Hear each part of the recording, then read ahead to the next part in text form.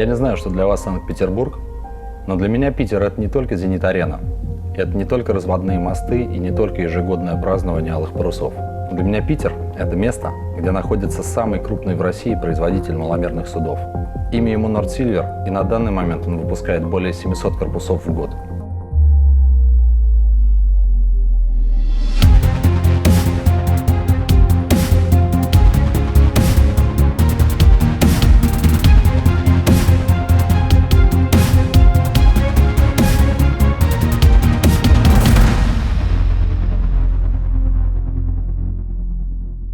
Ну и сейчас мы уже находимся, собственно, на заводе Нордсильвер, причем мы находимся в шоуруме завода Нордсильвер. Я здесь был, без лишней скромности скажу, наверное, что там многие десятки раз. Антон Кожинов, сын Виктора Кожинова, сын владельца завода Нордсильвер, в принципе, не выходит отсюда и проводит здесь все свое рабочее время. И когда я говорю, что это шоурум, это нечто большее на самом деле. Это уникальное сооружение, а уникальность его состоит в чем? Уникальность его состоит в том, что это, наверное, самый большой монобрендовый шоурум в России, и не только в России, в Европе в том числе. Площадь этого шоурума 3000 квадратов. Здесь представлены, в принципе, практически все лодки нашего производства, начиная от самых маленьких, заканчивая самыми большими. К сожалению, сегодня у нас нет 1440 здесь, но обычно он здесь тоже присутствует. Хочу сказать еще, что у нас здесь находится не только шоурум, который, по моему мнению, очень красивый и приятный, в котором очень интересно проводить время, посмотреть лодки, походить, помечтать. У нас также здесь находится отдел продаж розничный, отдел оптовых продаж, собственно, с которым ты работаешь, и отдел в виде меня, отдел продаж на экспорт. Вопрос такой, смотри, какие бы три основных направления в лодках, которые вы реализуете, которые вы делаете, ты бы выделил? В принципе, любому человеку, который попадет в этот шоурум, станет очевидно, что здесь представлены разные по моделям и разные по целевому направлению, по целевому использованию корпуса и лодки. Как бы ты их перетусовал между собой? Достаточно интересный вопрос, потому что лодки можно разделить по используемым материалам для их изготовления. Например, лодки полностью алюминиевые или лодки алюминиевый корпус и сверху стеклопластиковая палуба, либо разделить их как-то по философии. Наверное, давай разделим их по философии, наверное, так будет правильно. Потому что рыболовная зрителей. Лодка, она может быть и пластиковая, и алюминиевая, точно. Скорее комбинирована. Поэтому я, наверное, сказал бы так, что у нас есть отдельное направление лодок для спортивной рыбалки. Это серия Fish Sport. Она сейчас достаточно большая, от модели 470 до новинки, про которую мы, давайте скажем, это новая 7-метровая лодка Nordsilver Fish Sport 700. Также мы можем отдельно выделить лодки кабинные. Они у нас, вот за нами как раз 655, это одна из самых популярных кабинных лодок нашего производства. Где-то, наверное, года 3 назад мы ее представили, с тех пор она прям супер популярна. Можем сказать, что у нас есть лодки такие полукоммерческие, это лодки полностью алюминиевые, они подходят, в английском есть такой термин light commercial, наверное, что-то типа такое, то есть это легкое коммерческое использование. И, конечно, частные клиенты тоже их покупают, потому что многим нравятся лодки брутальные, они мощные, такие, кондовые, это как раз эта линейка, она тоже достаточно большая и расширяется, в том числе кабинной лодкой в этой линейке.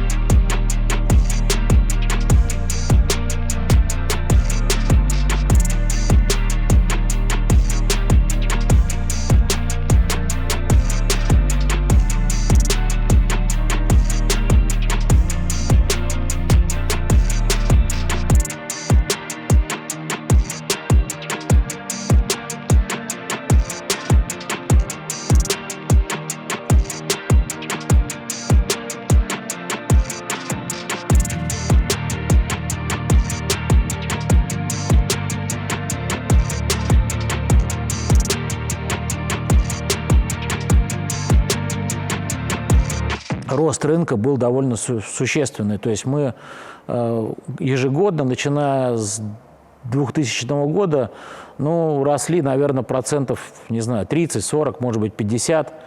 Вот. И максимальное количество катеров было продано в 2008 году, продано и произведено. Это было порядка 1200 катеров. Я это запомнил как бы на всю жизнь, наверное, потому что действительно нам удалось производить катера быстро, успешно. То есть у нас был отлажен процесс производственный очень неплохо. И покупали эти катера также быстро и успешно. И вот 21 апреля, да, у нас была продажа 27 единиц. Вот. На Выборгском шоссе стояла очередь на погрузку. Вот. Кому-то приходилось стоять там сутки-двое. И, в принципе, я считаю, что вот это был самый, наверное, успешный, самый интересный год. У нас в то время, в 2008 году, не было выставочного зала.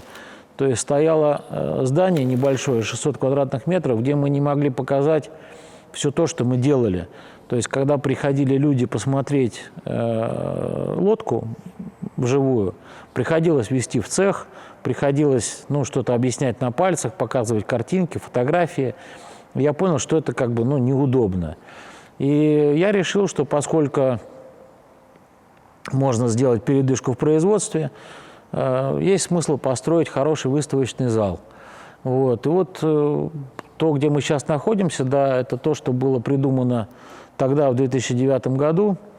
Вот. И именно идея была такая, что построить прямо вот лучшее помещение, лучший зал для того, чтобы человек зимой мог прийти, не спеша, помечтать о лете, выбрать себе что-то, осознанно, опять-таки. Как говорил мой товарищ один, он говорит: Виктор, мы торгуем удовольствием, мы продаем удовольствие.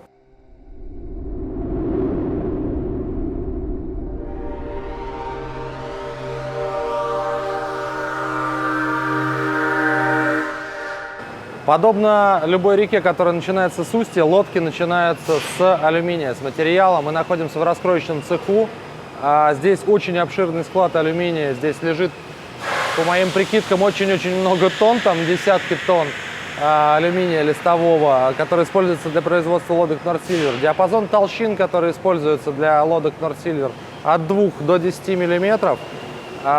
Ровно сзади меня стоит последняя новинка, которая устанавливалась в этом цеху. Это лазерный станок.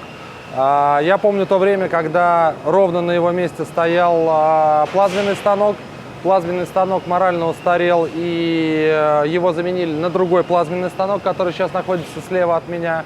Но в пару к нему купили гораздо более высокопроизводительный и более высокоточный лазерный станок. И сейчас здесь происходит полный цикл, полная нарезка как, собственно, силового набора лодки, так и бортовых листов.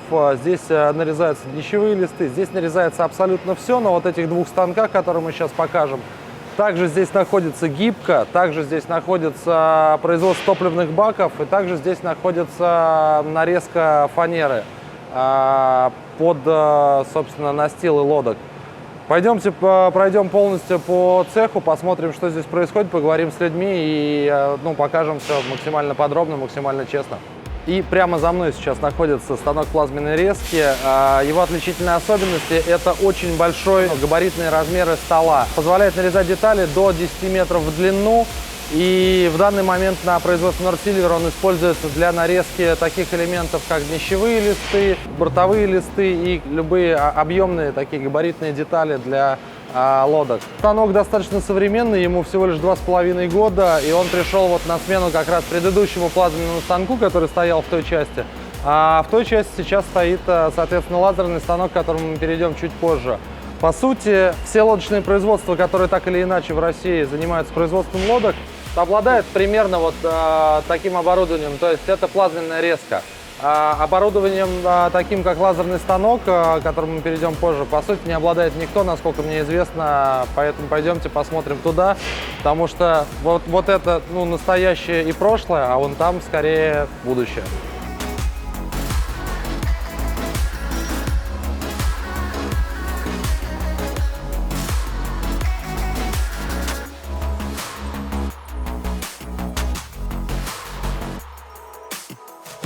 За моей спиной находится станок лазерной резки, лазерного раскроя деталей.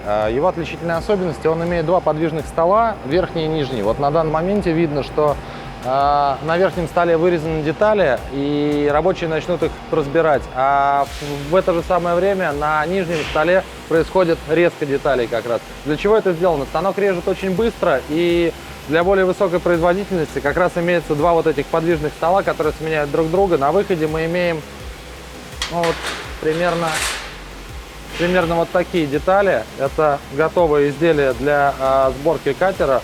На данный момент это для Нордсильвера 545.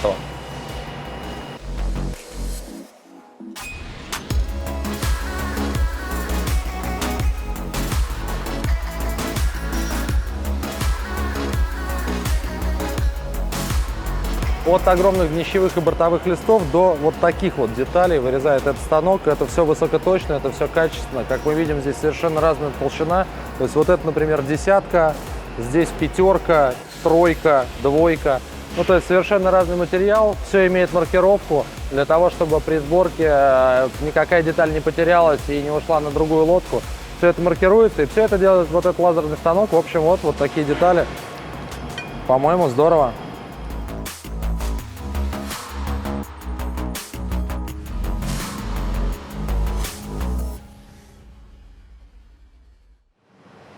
Прямо сейчас для нас, собственно, станок вырезал в прикол вот такую, как бы, вот такой сувенир, скажем так. Причем потратил на это меньше полутора минут.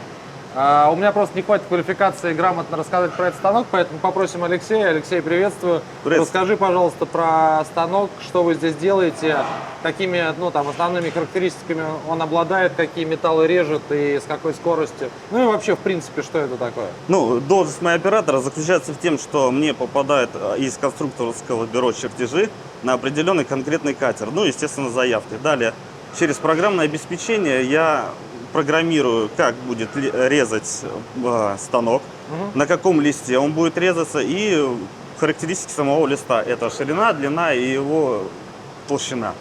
Далее, после программирования отправляем обработанный готовый файл непосредственно сюда. Управление самим лазером, запуск идет отсюда. Дальше, с этого поста, да? Да. Дальше зависимо, если мы режем алюминий, это у нас обычно подача воздуха. Если у нас же идет это нержавеющая сталь или железо более толстое, чем алюминий, мы используем кислород и азот, которые подключены к станку непосредственно через иные места, так сказать, через шланги. Все управляется, выбирается отсюда исключительно. То есть он, по сути, режет любые материалы практически? Ну, основные, которые используются в строительстве. Он может, допускается резать медь, но она в основном не используется. А толщину алюминия максимальную какую он берет? Мы максимально режем 10 миллиметров. Других материалов мы не используем. Что используется, да. Да, он без проблем режет, естественно, на различную ширину, толщину металла, ну, скорость разная. Деталь мы сделали 2 миллиметра, такую менее чем за минуту. Ну, То, да, в принципе, целый лист 4 на 1,5, он тоже делает за 5-10 минут. Ну, зависимо, опять же, от детали, охлаждения каждой детали. Ну, то есть, в принципе, при наличии одного такого станка можно всю Россию завалить катерами. Ну, если его сделать подлиннее, то да. Потому что большие детали, как вы видели, вырезаются у нас на другом станке. Сюда они чисто теоретически, они сюда не влезают. Ну, собственно, для этого и есть плазма. Ну да, для этого. Более маленькие, если точные детали нужны под болты, то есть 5-4 миллиметра отверстия, то, естественно, отправить все сюда. Если это облицовка катера, который человек будет смотреть, наблюдать, тоже отправляются детали сюда.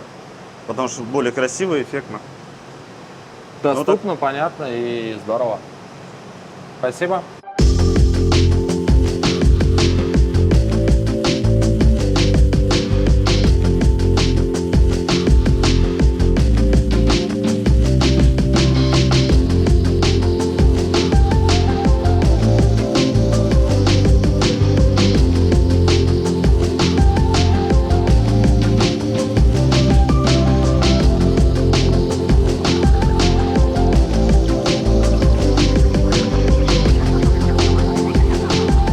Естественно, ни одно высокоточное лодочное производство не может обойтись без такой операции, как гибка. Вообще, в принципе, как здесь шутят на заводе Нордсильвер, если бы лодки можно было бы не варить, а обойтись просто гибко, их бы просто гнули. То есть вот такие детали и огромное количество несущих элементов конструкции, ребер жесткости и всего остального задается именно гибкой.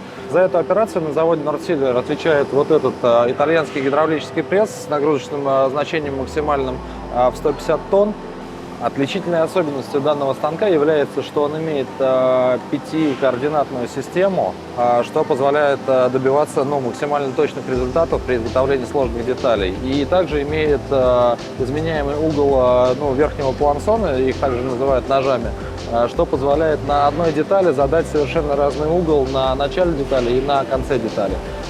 Ну и также это позволяет этому станку, в принципе, его габариты, его характеристики позволяют гнуть детали длиной до 4 метров, как мы видим, даже 4,10. То есть рабочая площадь у него более 4 метров, что не часто встречается в лодочных производствах, потому что пользуются более миниатюрными и менее производительными гибочниками. Как правило, Silver так не делает, у Silver есть и вот такой станок тоже.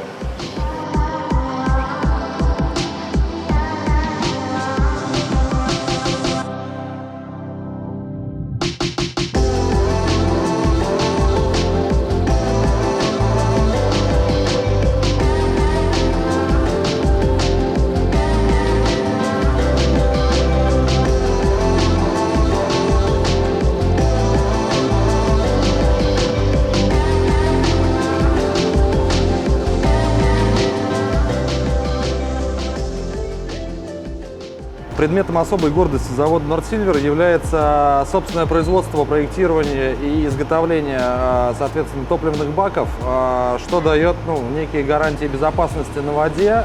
Я видел это очень много раз, но, наверное, более корректно и более грамотно за меня может рассказать Григорий, который является руководителем этого участка, и он может рассказать обо всех этапах производства, этапах тестирования. И вообще, расскажи, пожалуйста, что у вас тут происходит вообще в принципе? Потому что для многих людей топливный бак – это некая емкость, которая внутри полая абсолютно, и там нет ничего. Я так понимаю, все совершенно по-другому. Да, внутри бак состоит полностью из перегородок, чтобы не произошло такое, что его раздуло, порвало, или образование волны внутри бака, когда там топливо. Чтобы этого не было, там стоят перегородки. Баки в зависимости от размера все разной толщины. 3, 4, 5 миллиметров. После того, как бак полностью изготовлен, он проверяется в бассейне. Да. Погружается под воду, подается давление на него. И за счет этого мы видим, целостная сварка, все ли в порядке. Вот таким образом бак опускается под воду.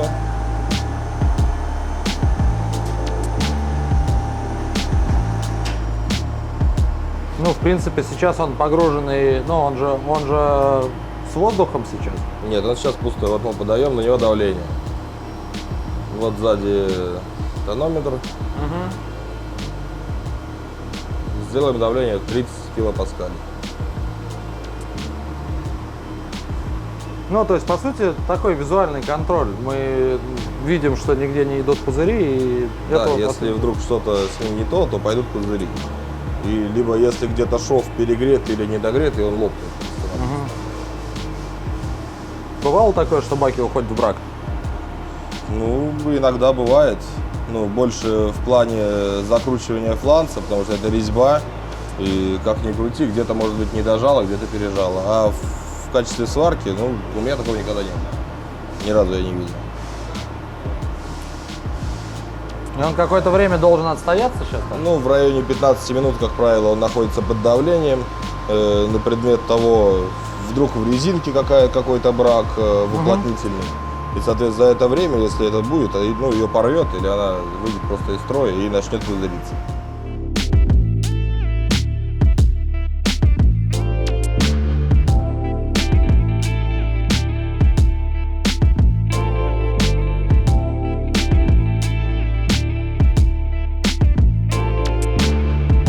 Я так понимаю, после чего, соответственно, после проверки баки пломбируются и уже идут как готовые изделия на дальнейшую сборку в лодке, правильно? Да, все правильно. Бак пломбируется и уже в сборку отдается дальше.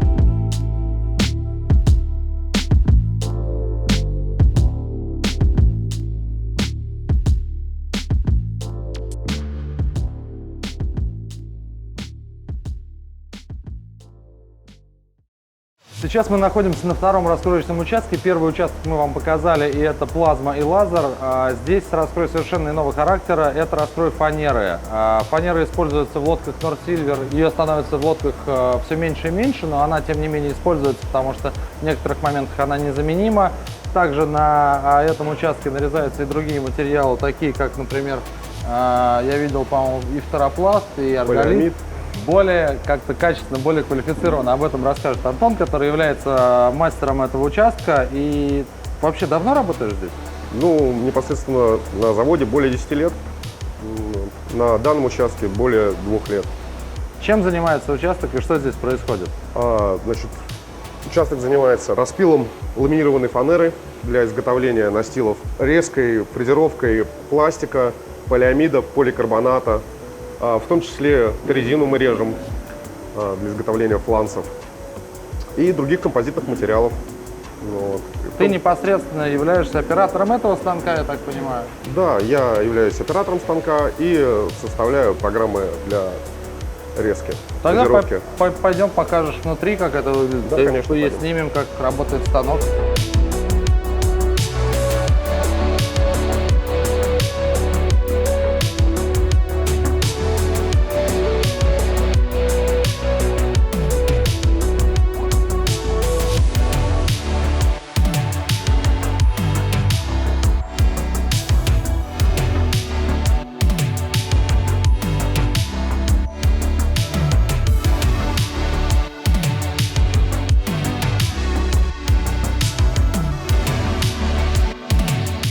Мы стараемся по возможности выбирать, во-первых, проверенных поставщиков, но если это дело касается техники, то есть, ну, к примеру, моторы.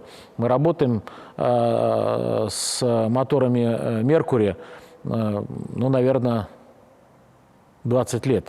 Вот. У нас с ними прекрасные отношения, я знаю, что мне вряд ли придется решать вопрос с мотором, значит, ну, который вышел из строя в гарантийный срок.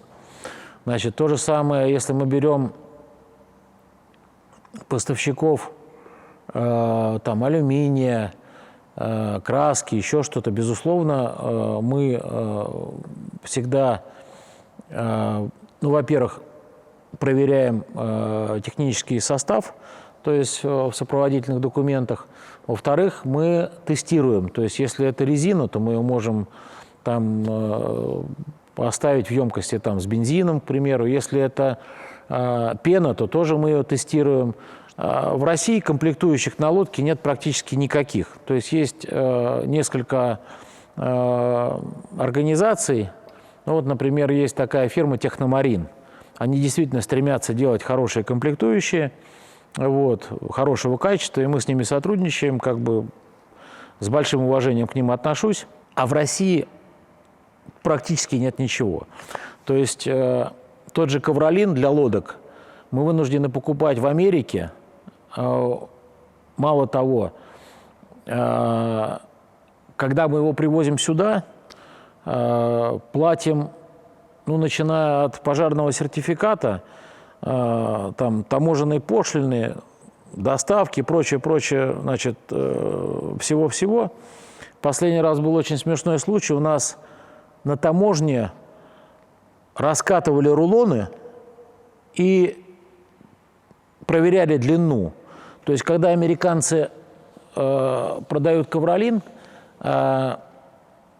они специально дают немножко больше. То есть, если в рулоне написано 35 метров, то там может быть его на 30 сантиметров больше. Это не потому, что мы с ними договорились, и они нам контрабандные 30 сантиметров дают, 1%.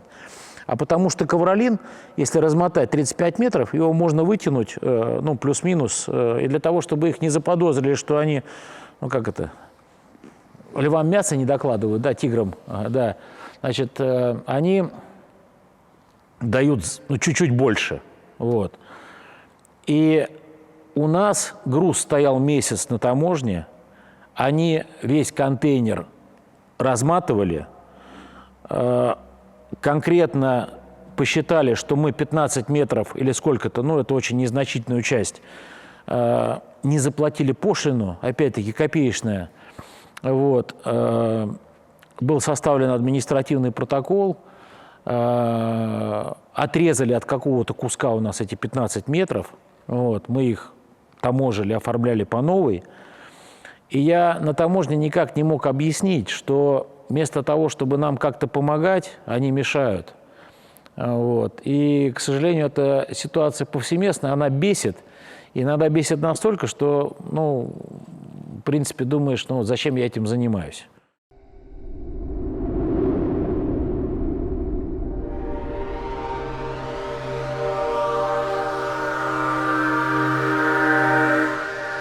Друзья, ну и когда мы говорим о лодочном производстве, вполне себе ожидаемо, что мы окажемся вот в этом самом емком, по сути, в самом, наверное, трудозатратном, самом масштабном цеху, который есть на заводе Нордсильвер. Это один из сварочных цехов. Я здесь был на такой, скажем, экскурсии ознакомительной и более глубокой очень много раз. И знаю, что здесь происходит лучше меня, это знает Виктор. Виктор, расскажи, пожалуйста, поэтапно, что здесь происходит. Людям действительно интересно, люди часто это спрашивают. И происходит здесь много операций. Давай как-то пошагово пройдемся по ним. Как сказал Петр, сварочный цех – это один из основных участков нашего значительного производства. Очень важный участок. Основной почему? Потому что больше, чем мы сможем собрать и сварить корпусов, завод не может произвести, соответственно. Вот, поэтому давайте пройдем, я вам покажу, как все это делается, из чего это делается. Ну, собственно, все. Пойдем? Да.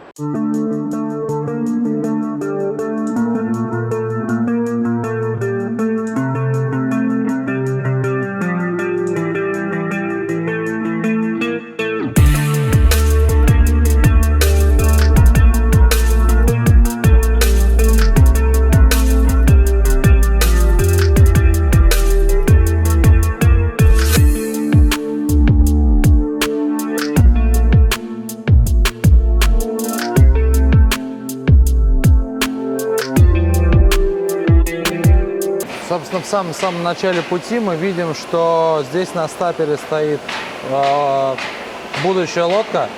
Лодка, я так понимаю, причем 7-метровая, насколько я вижу, так Да. по габаритам.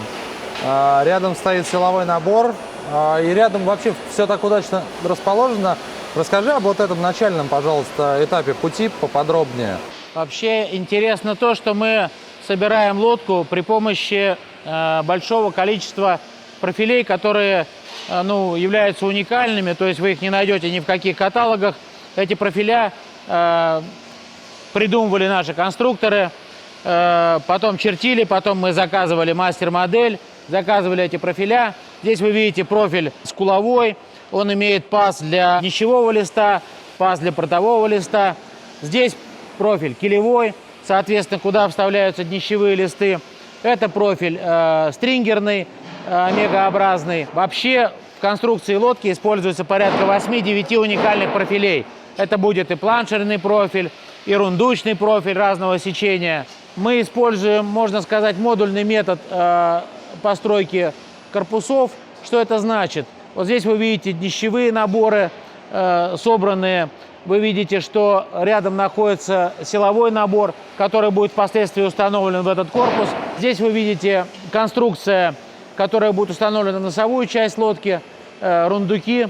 Поэтому все лодки одинаковые, все лодки такие, какие мы их задумывали. И сделать лодку одну, отличную от другой, я в принципе не могу. Все.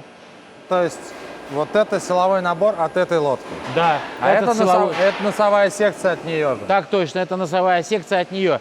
И опять-таки, если вы посмотрите, носовая секция сварена таким образом, огромное количество вырезов для того, чтобы облегчить конструкцию целиком. И двойных стенок нет в принципе. То есть стенка одного рундука, она же как бы является перегородкой другого. Стенкой другого, перегородкой другого.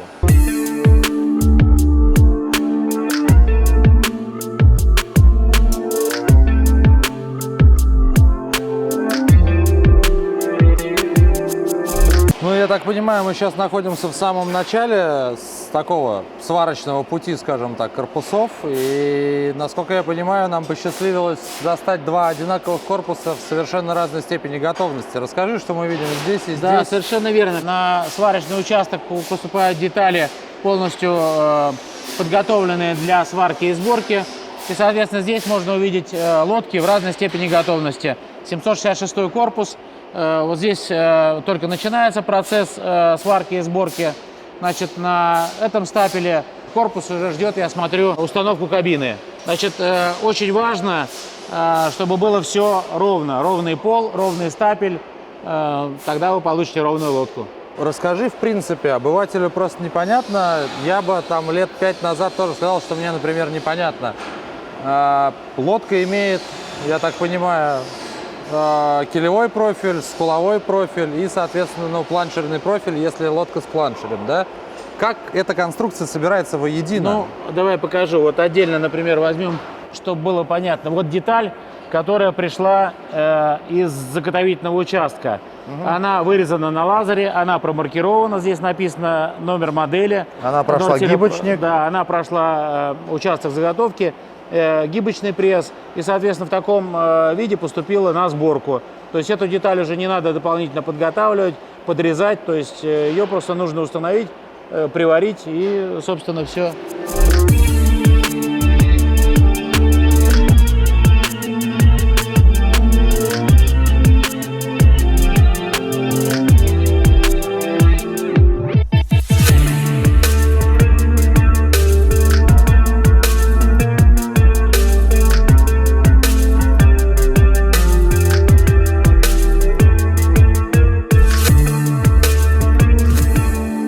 Несколько раз в разговоре с тобой я слышал про заготовительный участок в сварочном цеху. И я так понимаю, я наконец дошел до заготовительного Да, участка. это один из заготовительных участков.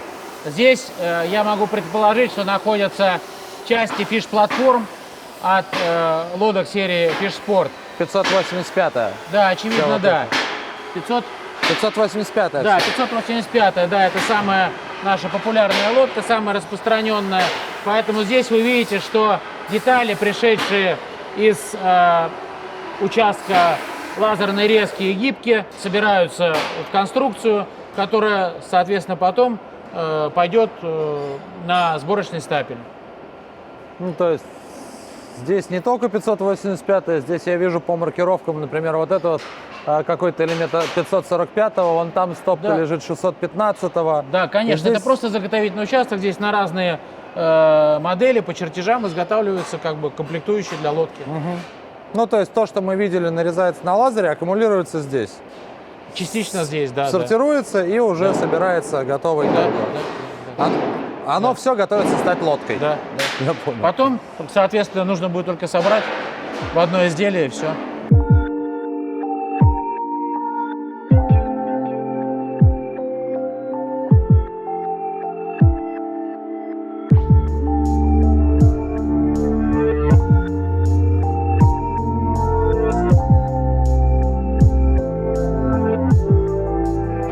Ну, я так понимаю, когда лодка полностью сварена, она поступает на последнюю из операций в этом цеху. Расскажи, что мы здесь видим, что можно понять по лодке в том виде, в котором она сейчас находится, и что ее ожидает буквально через некоторое время.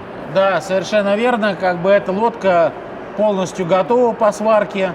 То есть все швы зачищены, которые должны быть зачищены. Лодка собрана, и она готова для запенивания.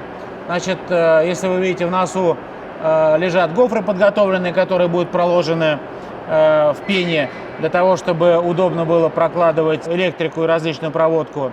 Вот. Ну и глядя на эту лодку, на этот корпус, вы можете увидеть, что тут не то, что лишнего металла нет, а конструкция весьма ажурная, очень много вырезов.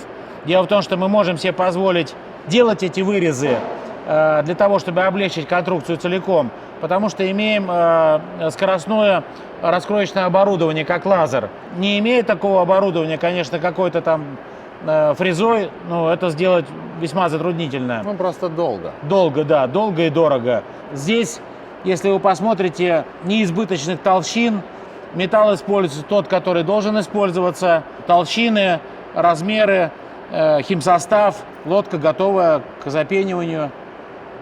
Ну и тогда уж расскажи про запенивание, если можно. Используем двухкомпонентную пену, которая имеет в структуре закрытую ячейку соответствующей плотности. Пена специального химсостава, которая стойкая к химически активным жидкостям и не впитывает воду.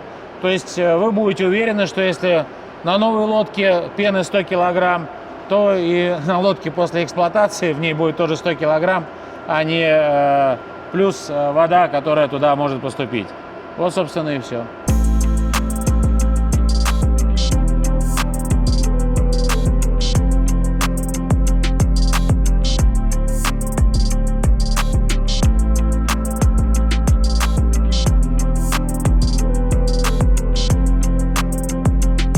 Ну а на примере вот этого корпуса, я так понимаю, мы видим полностью финализированное изделие, которое ровно в таком виде пойдет уже на сборочный участок. Да, правильно? совершенно правильно. Здесь можно посмотреть, что пена чистая, аккуратно обрезана, ничего лишнего. Да, эта лодка действительно готова выйти на сборку. Ну она поэтому и стоит, собственно, Да, перед поэтому- воротами, я так понимаю. Да, абсолютно верно.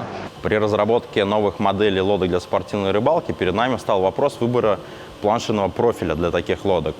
Это достаточно нетривиальная задача, потому что этот профиль должен обладать достаточно большим количеством характеристик. В нем должен быть паз для тентов и чехлов, в нем должен быть Т-паз для различных аксессуаров и стаканов, в нем должен быть паз для привального бруса, чтобы он там надежно держался. Ну и, собственно, мы приступили к разработке такого профиля. Сначала нами были сделаны первые модели на 3D-принтере. После того, как мы их покритиковали, посмотрели, изучили, мы остановились на одной конкретной модели. Наши технические специалисты съездили на специализированную выставку в город Дюссельдорф, где среди большого количества различных станков и оборудования они выбрали конкретную эту модель. Это достаточно известный бренд, мы не можем говорить, что это за фирма, но, между прочим, он используется и на заводах Porsche для изготовления различных силовых элементов автомобилей.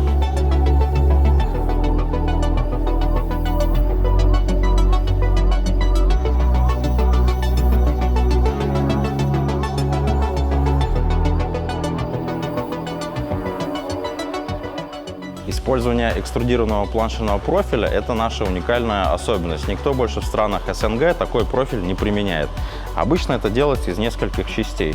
Берется профиль внешний, берется профиль внутренний, и между собой они свариваются так называемой саблей.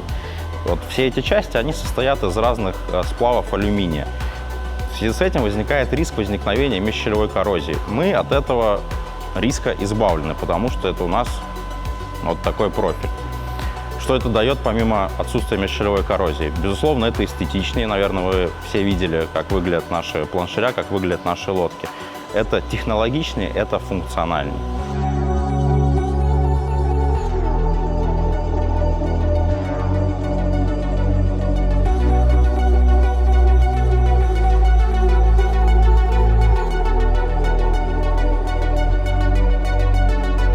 После того, как мы получили этот станок, его необходимо ввести в эксплуатацию. Это тоже достаточно трудоемкий и сложный процесс, потому что нам надо настроить работу этого станка для изготовления конкретно необходимых нам деталей.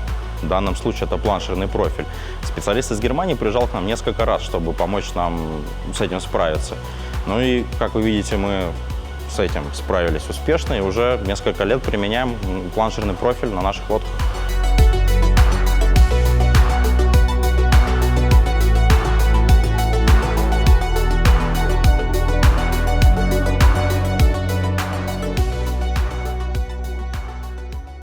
Я могу с уверенностью сказать, что никто не сделает нашу лодку дешевле, вот такого же качества, такого же уровня, из таких же материалов, лодку дешевле не сделает никто.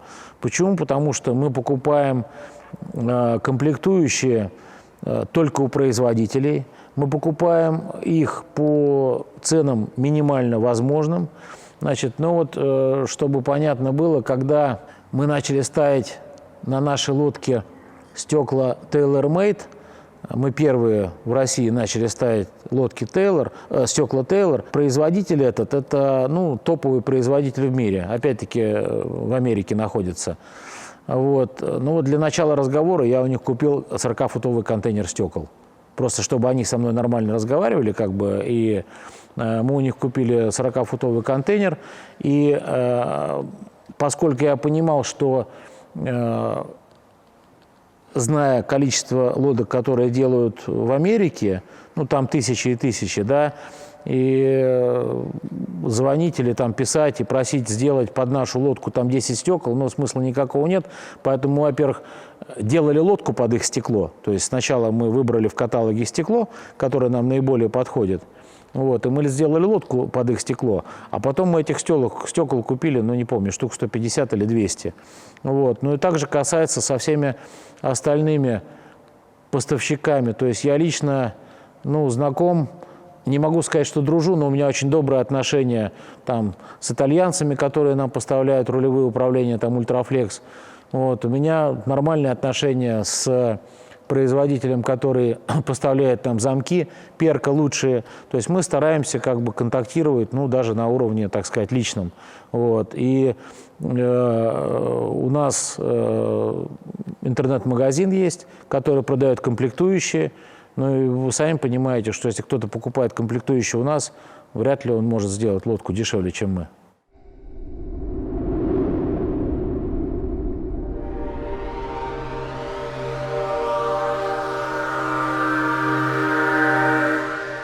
Ну что, друзья, и никакое лодочное производство, квалифицированное и качественное лодочное производство практически никакое не обходится без стеклопластиковых деталей, без каких-то вставок из стеклопластика. Зачастую часть лодки делается из стеклопластика, зачастую делается верхняя часть лодки из стеклопластика. На самом деле это очень объемный пласт информации, очень объемное такое с глубоким погружением производства, про которое, наверное, лучше, чем я, расскажет Андрей, который является как бы инженером-конструктором.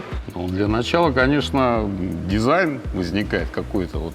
Вот как модель должна выглядеть, в принципе, там, в голове, там, не знаю, потом хоть на картонке кто-то рисует. А потом надо как-то это все дело сделать, ну, твердым болваном, с которого снимается матрица. На 5-координатном фрезерном станке была выстрогана модель будущей рубки нашего нового катера. То есть, если я правильно понимаю, это, по сути, ну, такая мастер-модель в натуральную величину 1 к 1, правильно? Да, ну, других и не бывает, они должны быть в натуральную величину.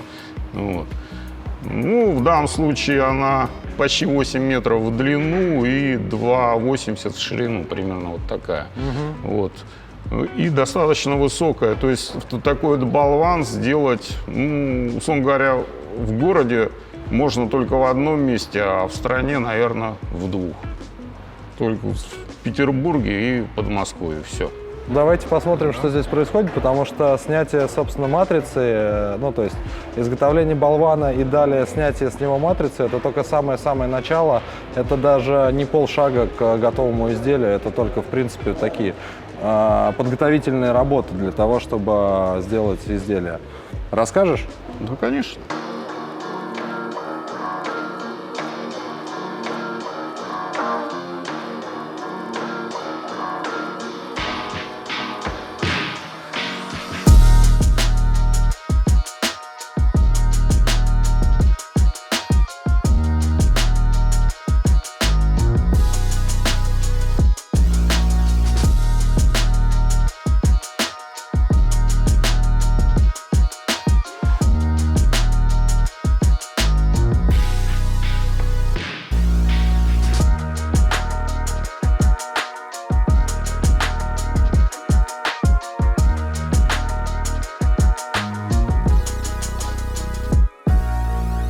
Ну вот мы видим сейчас матрицу, которая покрыта гелькаутом. То есть она подготовлена для того, чтобы отформовать изделие очередное. Ну, в данном случае это консоль катера. То есть гелькаут, что такое гелькаут? Это пигмент, добавленный, в данном случае в полиэфирную смолу. В него добавлены еще дополнительные присадки, которые не дают стекать ему с вертикальных стенок. И дополнительные всякие стабилизирующие присадки, чтобы он не выгорал на солнце и так далее. Он наносится довольно-таки толстым слоем, практически около миллиметра. Для чего такая толщина? Чтобы, опять же, не разрушалась смола и чтобы в принципе, можно даже потом подремонтировать немного изделия, если что-то с ним, не дай бог, случится.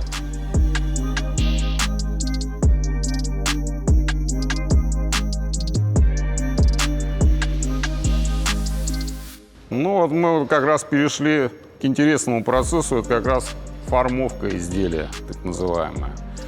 То есть на гелькаут, который отвердился, наносится смола, наносятся стекломаты или стеклоткани, или то и другое. Там разные бывают стеклонаполнители. В данном случае идет ручная контактная формовка. Соответственно, изделие будет намного прочнее и дольше служить, чем если бы было бы изготовлено аппликатором. Вот валиком специальным работник выгоняет мелкие пузырьки из ламината.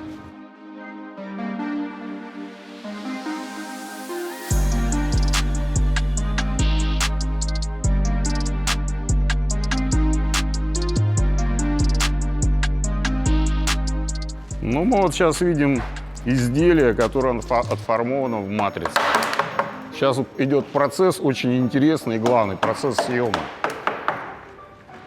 Вот подбиваются специальные клини пластиковые. Ну, вот так выглядит изделие. Ну, вот, а вот в данном случае вот матрица такая, как она до того, как на ней будут формовать новые изделия. То есть она вот такая вот глянцевая, полированная. На ней нанесена еще некоторая разметочка, чтобы можно было потом сразу же вырезать какие-нибудь проемы, обрезать под нужный размер изделия, потому что изделие формуется с запасом некоторым.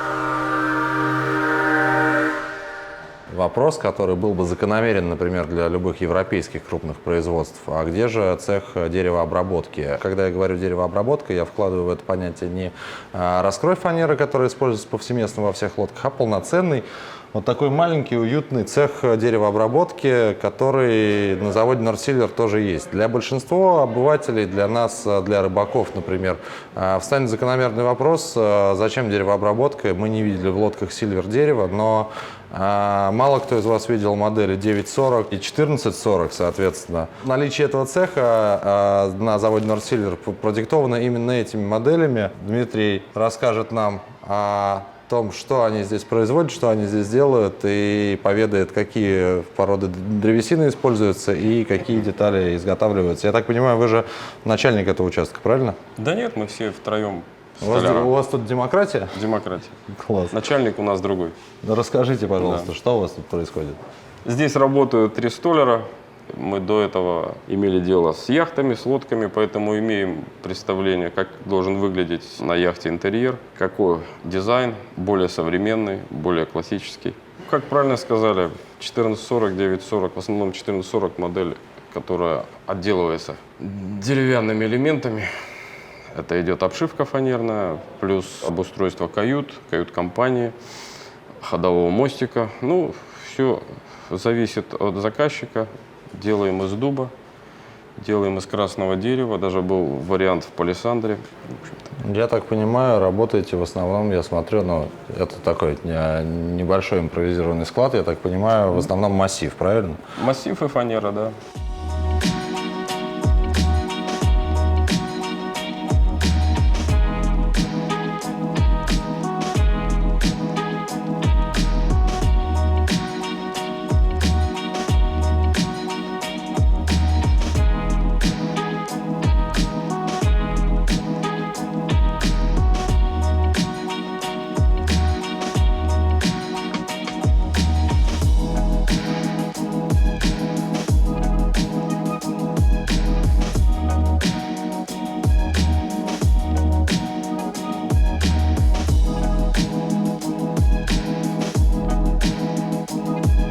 Мы работаем в больших объемах с американскими, с европейскими, с новозеландскими, с азиатскими производителями. Мы покупаем лучшее оборудование для катеров со всего мира. На данный момент ситуация с поставками настолько плохая, что мы своими силами с нашим конструкторским бюро некоторые позиции замещаем. То есть оборудование, которое находится на заводе, наши станки позволяют нам изготавливать самим какие-то позиции, которые мы не получаем от наших поставщиков. Причем по качеству те позиции, которые мы изготавливаем, они никак не отличаются от тех, которые мы должны получить от наших поставщиков. И, конечно, если бы была возможность, мы бы поддержали отечественного производителя, так как сами таковым являемся. Но, к сожалению, мы не можем поменять это на качество и на безопасность, которые нам обеспечивают иностранные комплектующие. Также многие из комплектующих, которые производятся у нас, они просто не сертифицированы, к примеру, для использования в европейских странах. А так как многие наши катера уходят на экспорт, мы не можем себе позволить этого. Я начала работать на заводе не так давно, но идея работать вместе с членами моей семьи появилась, наверное, отчетливо в время Boot Düsseldorf 2020 года, в котором я тоже участвовала и помогала на стенде. И когда приходишь в залы, там, где стоят Princess, там, где стоят Галеон, в нашем же зале стояли мастеркрафты, и когда ты видишь, что лодки российского производителя, лодки твоей семьи, к которым приложил твой отец непосредственные, которые создал твой отец, берет очень большая гордость. И мы с Антоном понимаем, что кроме нас никто не будет настолько заинтересован в этом, и ни для кого это не будет таким же личным делом. Поэтому, естественно, хочется вместе с Антоном работать дальше над развитием завода, работать дальше над совершенствованием наших катеров. И хочется продолжать то, что много лет назад начал наш отец.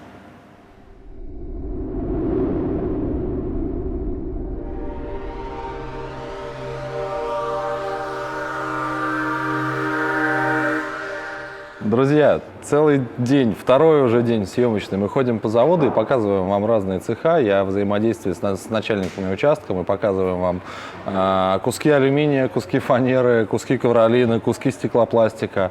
Наконец мы добрались до того цеха, где лодки становятся похожи на лодки. То есть это уже такая финишная черта, финишная прямая перед тем, как уйти потребителю, дилерам.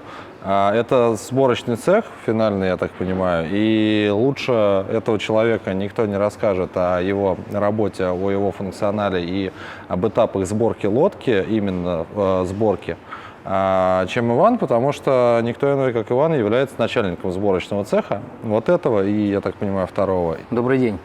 Значит, на сегодняшний день это не единственный цех по сборке, потому что у меня 5 цехов сборочных.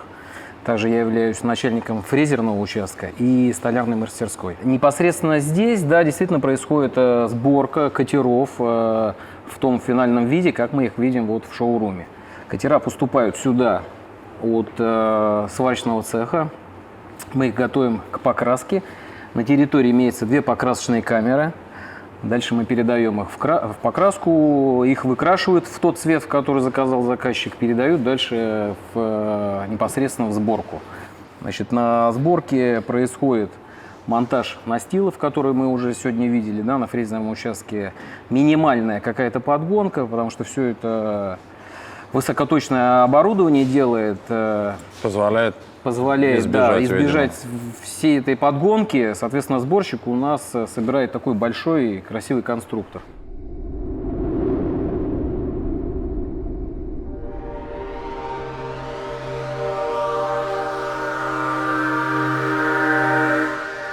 Мы поговорили с Иваном, с руководителем сборочного участка. А сейчас давайте подробно пробежимся по операциям, которые здесь происходят.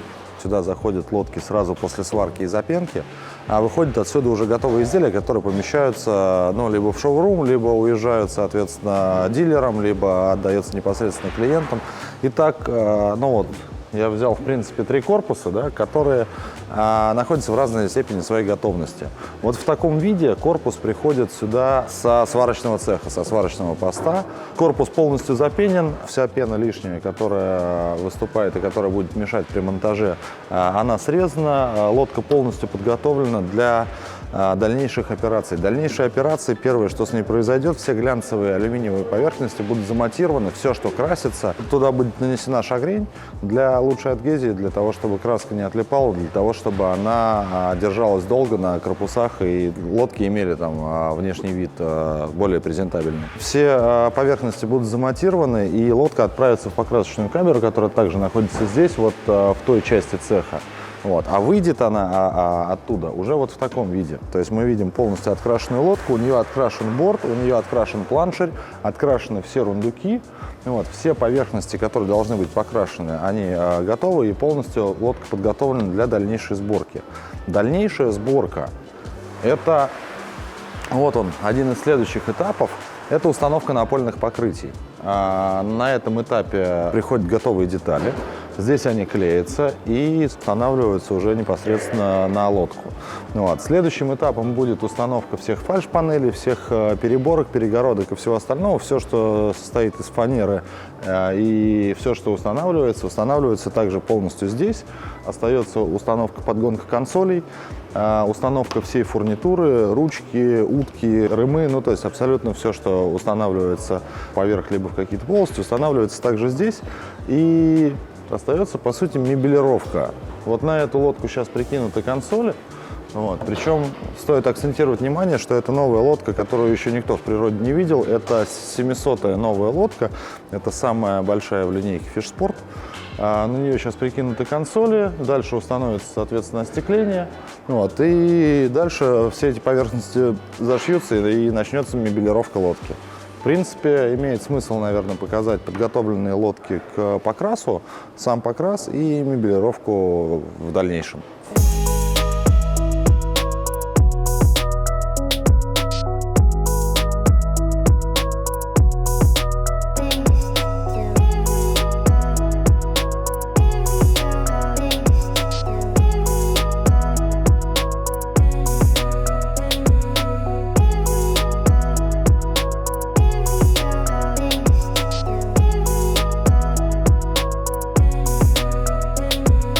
Как я уже и говорил, при подготовке катера к покраске ему предстоит тоже пройти массу операций, такие как обнаружить все дефекты, которые есть при производстве, то есть какие-то либо царапины, либо вмятины, либо еще что-то. Явление нечастое, но тем не менее. Дальше отбивается покрасочная полоса, покуда красится катер. В данном случае на модели Husky ее определить очень просто, потому что это место, где сшивается алюминий и стеклопластик и устанавливается привальный груз. Все остальные поверхности, которые не нуждаются в покраске, закрываются в защитную покрасочную пленку для того, чтобы не было ни опылов, ни каких-то там подтеков, ничего на тех частях катера, которые уже готовы, которые в данном случае вот стеклопластик, который уже вышел из цеха стеклопластика в нужном цвете. Катер полностью матируется, наносится шагрень для того, чтобы краска служила долго и краска хорошо адгезировала с поверхности. И вот в таком виде полностью упакованный катер отправляется в покрасочную камеру, которая находится вот как раз вот одна из них справа, другая слева. На выходе мы имеем вот такое изделие, это 766 кабин, это абсолютно новая лодка, которую тоже вряд ли кто-то видел. Это полностью открашенная лодка со всеми подготовленными поверхностями. Лодка отправляется на цех досборки, по сути, на установку доп. Оборудования. То есть, если бы эта лодка не готовилась, например, к выставке, то это полностью готовое изделие, которое уже отсюда выходит либо к дилеру, либо к клиенту, либо попадает в такие тюнинг-ателье, как наши, и установка доп. Оборудования происходит уже там.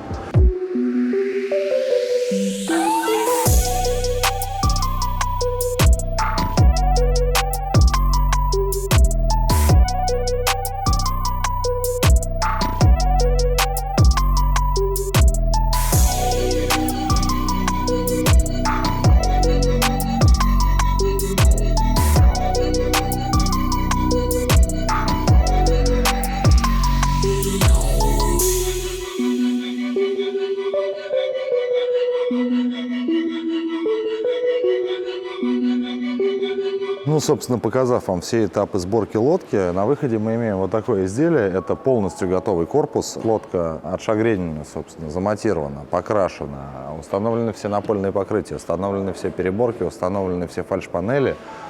Установлена вся фурнитура, там нержавейка, ручки, утки, абсолютно все. Поставлены консоли, смонтированы, соответственно, установлено остекление. Лодка полностью мебелирована, лодка в той комплектации, в которой я заказал дилер либо заказчик. И все, что на ней осталось, это, собственно, наклеить вот наклейки, графику. И лодка проходит финальный ОТК и уходит либо в шоурум, либо в выставочный зал, либо кому-то из дилеров, либо кому-то из клиентов.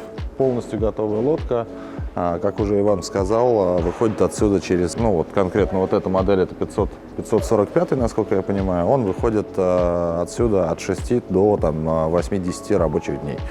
Вот так вот выглядит полностью изделие, которое будет радовать вас на воде, вас, нас, всех.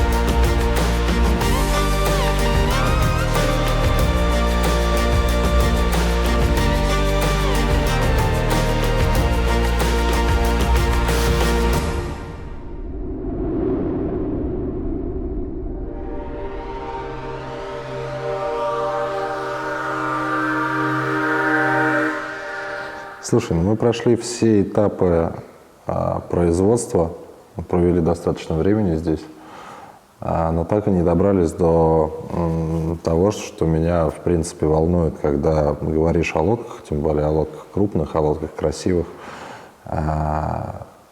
Как создаются лодки, ну, как идея? То есть, понятно, существует техническое задание, понятно, существуют чертежи, но изначально у вас есть штатный дизайнер или откуда берутся вот все вот эти вот бесконечные итерации дизайна и как это воплощается в жизнь? Слушай, знаешь, какая интересная история создания лодки? Вот мы производим, например, 650 Eagle кабин, мы производили много-много лет. И спустя какое-то время ты смотришь на эту лодку, видишь, что она уже немножко устарела, тебе что-то в ней не нравится, тебе хочется что-то в ней переделать. У тебя появляется какой-то внутренний запрос, который обычно совпадает с пожеланиями клиентов, что ты хочешь что-то поменять. Ты начинаешь думать, как ты хочешь переделать эту лодку, какую ты хочешь новую модель за место этой. И рождается, в первую очередь, желание сделать что-то новое, то есть предложить рынку что-то новое, сделать что-то новое, что-то такое, что будет нравиться не только клиентам, но и тебе. То есть про эту лодку когда мы начинали, я много времени думал, что я хочу, что я бы хотел, какая была бы у меня лодка в этом размере. И началось все, собственно, с этого, на основе своих идей, на основе идей моего отца. Мы обсудили, что мы хотели, мы написали какой-то ТЗ, поговорили с дизайнером. Дизайнер нас выслушал, предложил первую итерацию, предложил вторую итерацию. Мы покритиковали здесь, покритиковали там и выработали какую-то концепцию. Вот, собственно, Здесь ты можешь видеть огромное количество подач, Ну, это эскизов. одна и Да. та же лодка, да, которая Причем отличается. тебе, наверное, они могут казаться даже все одинаковыми, но здесь Почему? Я вижу детали, я их подмечаю. Просто как эти правки происходят, ну, то есть, условно говоря, вот приносит дизайнер Андрей Викторович, посмотрите. Ну, фу, Антон Викторович. Посмотрите, и ты смотришь, там, Витя смотрит, и как вы приходите к тому, что вот, там, вот эту часть надо поменять или там, сделать вот так. То есть это какое-то бесконечное количество правок. Я просто понимаю, ну, как человек, который занимается, например, тюнингом лодок, я понимаю, что правок может быть дикое количество. Но здесь все настолько красиво, и как бы тут это все вот одна и та же лодка. слушай, все равно ты смотришь на какие-то мелкие детали, ты думаешь сразу о том, как это делать, потому что одно дело это дизайн, это картинка, другое дело, как это воплощать. То есть это должно все как-то совпадать с реальностью, чтобы это можно было сделать. Обсуждаешь все мелкие детали, представляешь, как это будет выглядеть здесь, как это будет выглядеть там. Ну, сложно даже, наверное, весь этот процесс описать. Плюс наш дизайнер, у него есть хорошее выражение визуальное несоответствие. То есть есть такое понятие визуальное несоответствие. Ты смотришь на какое-то место, ты даже не можешь выразить, наверное, это словами, но что-то тебе не нравится.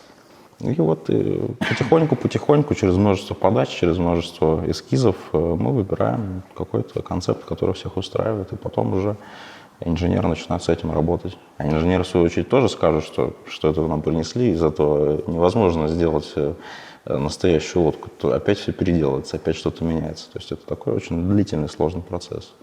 Та культура производства, которая есть, она немножко берет за душу в плане гордости, что все это находится в России. Вот это прям здорово. Вот. Остальные моменты, я думаю, все видели, у каждого сложится свое мнение на этот счет. В общем, мы старались. Спасибо вам большое. Получилось, посмотрим. Было очень здорово. Спасибо тебе, что ты приехал. Мне хочется надеяться, что все у нас совместно будет хорошо, что ты будешь продавать наши лодки, что они тебе будут нравиться, что ты будешь нам помогать, подсказывать. Мы будем двигаться дальше и помогать двигаться дальше тебе.